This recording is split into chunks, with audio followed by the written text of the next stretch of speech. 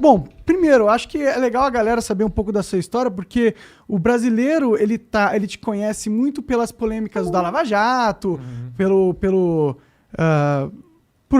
Intercept Brasil e pelas suas coisas, mas você tem uma história que antecede a isso, que eu acho muito interessante também, que é, por exemplo, você tem um Pulitzer Prize, cara. Sim. Isso é o maior prêmio do jornalismo do mundo. Isso foi, na realidade, o caso do Snowden, quando conseguimos relatar que o NSA e os aliados do governo dos Estados Unidos estavam espionando no mundo todo. E eu fiz muito reportagem naquela época, foi 2013, 2014, aqui no Brasil, primeiro com o Globo, depois com o Fantástico. Acho que fiz 5, 6, 7 reportagens com o Fantástico, porque a grande parte da história é que como o NSA estava espionando muito contra as instituições brasileiras, a população brasileira, o presidente, Dilma, Dilma, o Petrobras. Então foi uma polêmica muito grande e aqui criou uma briga, na realidade, entre o governo Obama e o governo da Dilma. O Dilma foi forçado, desmarcou um jantar muito elegante e muito chique na Casa Branca, naquela época, denunciou Obama na ONU. Disso. Então, foi uma polêmica global, mundial, porque os Estados Unidos estava espionando contra o mundo todo. E o Edward Snowden, você encontrou ele era um agente, informante da NSA, né? Ele trabalhava lá, na real, né? Ele trabalhava primeiro na CIA. Na realidade, ele queria lutar na guerra do Iraque, mas quebrou os 2 pernas quando ele estava treinando, então foi rejeitado. E ele foi para a CIA, trabalhava na CIA 2, 3 anos e depois foi para o NSA. E foi quando ele estava trabalhando no NSA, ele descobriu que a internet estava sendo destruído, mais ou menos, para o governo dos Estados Unidos, porque a ideia da internet sempre era que vai ser uma ferramenta não para os governos nem empresas grandes, mas para a população, para o povo, para ser livre do controle centralizado dos governos. Então, ele conseguiu descobrir que o NSA estava fazendo o oposto, usando a internet para espionando contra todo mundo, não só terroristas ou criminosos, mas populações inteiras, pessoas inocentes. E também o governo dos Estados Unidos, naquela época, estava mentindo sobre isso, a coisa que finalmente causou ele para decidir que ele vai arriscar a vida, e ele arriscou a vida dele para revelar essa informação. Ele é perseguido até hoje, né? Até hoje ele não consegue sair da Rússia, vai ficar na prisão do resto da vida dele. Que foi cara que foi o pessoa mais maior do Segurança Nacional para o presidente Obama. E ele foi para o Senado em março de 2013. E ele foi perguntado por um senador: vocês estão espionando contra a população americana, está coletando dados sobre milhões de americanos. E ele ficou assim, ele disse: não, senhor, nós não fazemos isso. E na mão do Snowden naquela época era um arquivo enorme mostrando que eles ele faziam está fazendo exatamente isso. E foi isso quando ele me disse: agora já era. Ele que te procurou?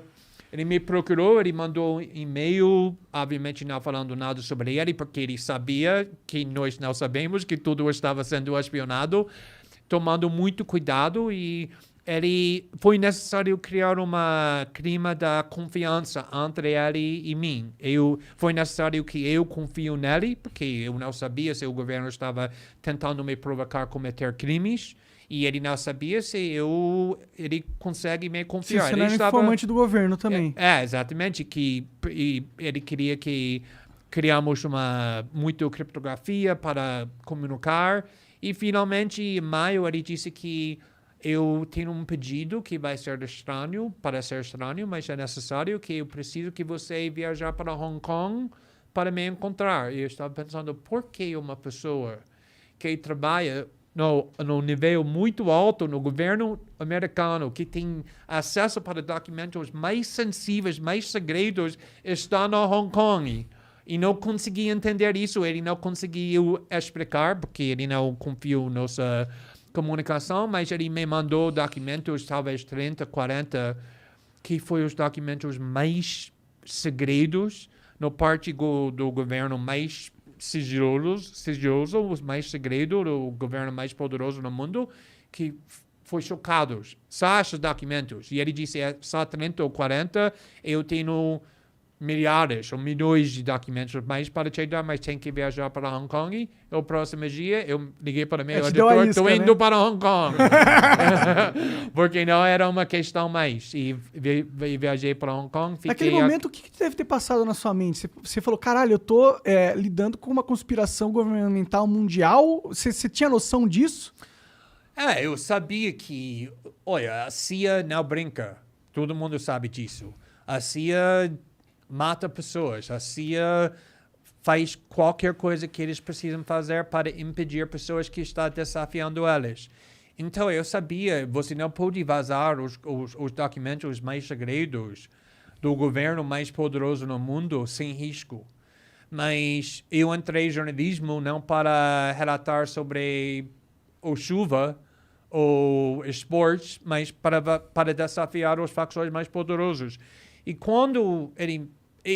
Na realidade, quem me inspirou é o fato que ele tinha 29 anos, com uma carreira com muito sucesso, ganhando dinheiro, tinha uma namorada muito linda que ama ele, que ele ama, mas ele queria arriscar tudo porque ele sentia uma obrigação. E quando eu estava vendo isso, para mim não tinha mais uma escola. Porque se ele está fazendo isso, como eu consegui recusar? Conectou com algo dentro de você que você tem também. Sim, exatamente. Essa a coragem que ele mostrou era E uma contagiosa. indignação também, né? Oi? E uma indignação, ele ficou indignado, né? Ele não conseguiu aceitar aquele fato calado. Não, exatamente. Imagina ficando o resto da sua vida sabendo que você tem a oportunidade para mostrar a verdade, que o mundo tem o direito de saber, mas você não faz porque você não tinha coragem. Seria horrível. Na realidade, indo para a prisão seria melhor do que ficando o resto da sua vida sabendo que você tinha essa covardia. Sim, você perpetuou uma espionagem em massa da própria população, da própria família.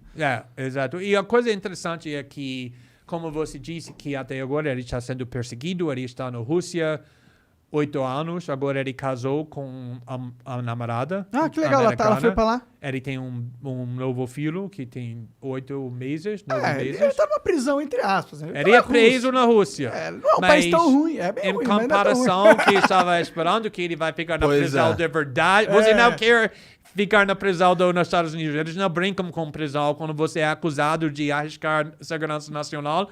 A vida dele é muito bom, mas apesar do fato que ele perdeu muito liberdade, até agora eu sempre falo que a pessoa que eu conheço que é mais tranquilo, mais feliz, mais satisfeito na vida é Edward Snowden, porque toda noite ele consegue botar a cabeça na travesseira sabendo que ele fez a coisa certa. E não tem dinheiro, não tem fama, não tem nada que pode comparar com esse valor. Sim. Mas e aí, continua a história. Você foi para Hong Kong? Sim, eu fui para Hong Kong e fiquei lá 2 semanas. E começamos a relatar um documento depois do outro. No primeiro artigo, explodiu o mundo. Foi maior história, o maior escândalo no mundo naquela época, imediatamente. Mas ele fazia questão de você dizer que tinha sido ele? Sim, porque geralmente, quando tem uma fonte assim, por exemplo, minha fonte na Vaza Jato, ele não queria se identificar, ele queria esconder, porque ele não queria ir para a prisão. O Snowden foi tão raro, porque desde o começo ele disse, eu não quero esconder. Eu quero me identificar. Por quê? Porque eu sei que não estou fazendo nada errado.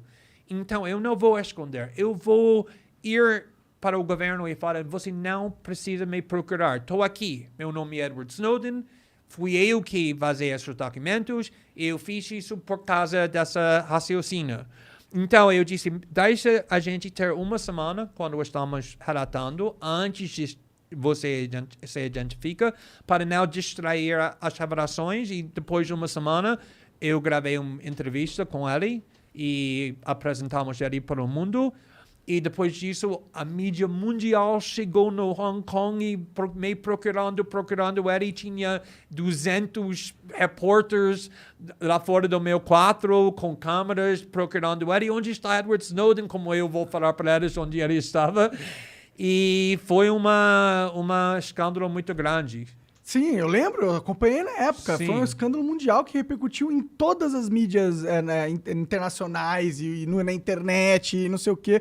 Porque eu acho que é um assunto que tem muito a ver com a nossa era, que é uma era da informação, da tecnologia, que hoje é possível ter esse controle e a gente tem que então discutir o que vem um controle e vem também a responsabilidade que ele acarreta. E a gente tem hoje os governos que dominam esse controle da internet, né? E é uma ferramenta muito importante para eles que pode ser usado para o autoritarismo, que é algo que a gente tem que impedir, a qualquer custo. Exatamente. Porque primeiro foi interessante, porque antes de chegar no Hong Kong, eu não sabia nada sobre ele. Eu sabia que ele tinha documentos, mas eu não sabia o nome dele, eu não sabia onde ele trabalha, eu não sabia a idade dele. Então, quando eu estava conversando com ele durante naqueles meses, eu estava imaginando que essa cara tinha 65 anos, porque ele era muito sofisticado. Eu estava pensando que qualquer pessoa que tenha acesso para um arquivo assim precisa... Alta patente, é velhão, um general. E também eu estava imaginando que ele disse que estou pronto para ir para a prisão do resto da minha vida. E eu estava pensando, é muito mais fácil fazer isso quando você tem 70 anos e tem só mais 15, 20 anos, do que quando você tem 29 anos e tem mais 60 anos. Então, quando eu cheguei no Hong Kong e eu encontrei ele fez um plano muito estranho para encontrar ele. E eu vi, ele era uma moleque, ele era uma pai, como ele ele está trabalhando na loja de videogames no shopping do LeBron, ele parece assim. Então, eu fiquei 2 dias tentando entender o motivo dele. Por que você está pronto para arriscar o resto da sua vida para essa causa, a causa abstrata, ok, é uma causa justa, mas ainda é uma causa, não é nada para você, ele não está em perigo, a família dele não está em perigo, foi um princípio. E, finalmente, ele explicou que ele cresceu com pobreza, ele não completou o ensino médio. Então, a internet foi tão importante para ele porque a internet foi naquela coisa que permitiu ele para explorar o mundo. Mas isso funciona só com liberdade. A gente pode experimentar, pode ter dissidência, pode ter criatividade, mas só se a gente tem privacidade. Porque quando você sabe que o governo, a sociedade está olhando para você, seu comportamento muda. Com certeza. Está muito mais limitado agora que pode fazer. E ele disse que ele não quer perder o valor da internet e ele está pronto para ir para a prisão para essa ferramenta.